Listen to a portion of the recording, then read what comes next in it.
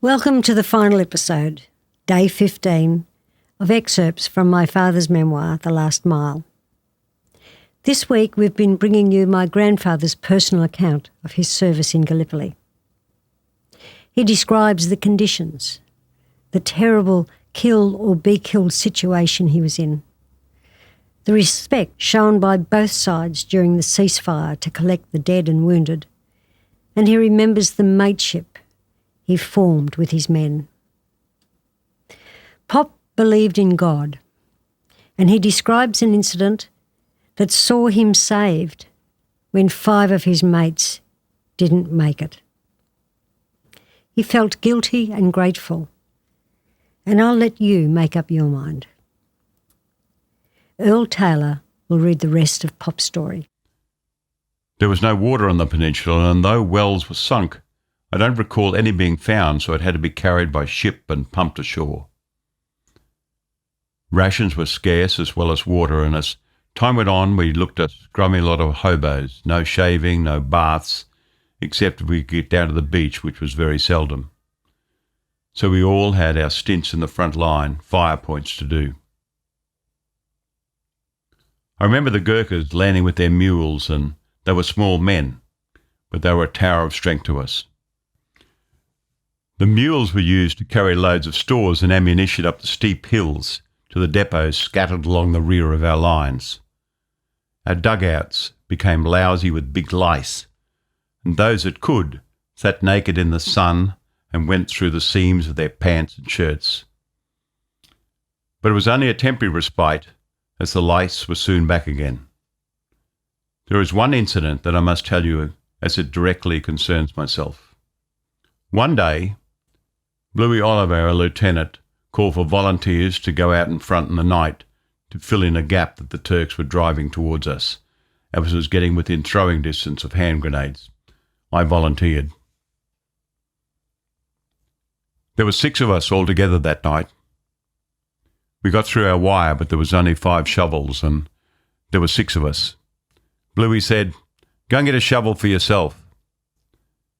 So I silently went back to our line and just got to it when a pineapple bombshell fell amongst them all. The Turks must have had their range and had been expecting us to fill it in. How lucky I was. 5 shovels for 6 men, and I was the one to be saved.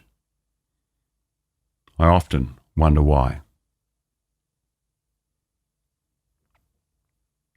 One day, a shell from Beachy Bill, so named because it used to shell our beach intermittently, killed 3 mules on the beach, and as soon as night fell we went down and cut pieces of meat from them to eat.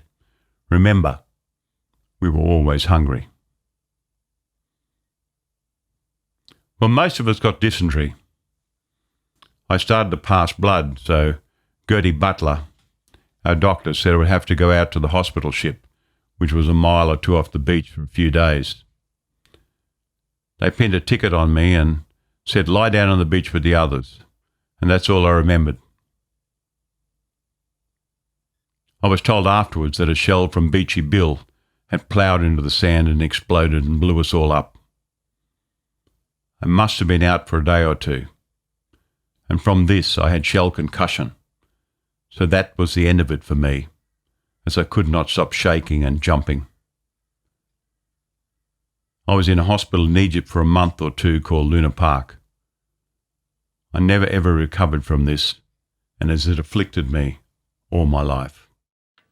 Well, I hope you've enjoyed following the readings over the past 3 weeks. It's been a pleasure for me and for my team, Earl Taylor, Matt Rosser and Annette Spur, to bring you Dad and Pop's personal war experiences to you. I'm so thankful that men like my dad and Pop were prepared to defend Australia. We have a way of life that's the envy of the world, and it breaks my heart to see and hear people wanting to change that. For the many families who welcomed their men home and who stood by them and suffered with them as they fought their demons, Australia appreciates you. for the many brave men and women who sacrificed their lives so that we could live free. Australia thanks you. Lest we forget.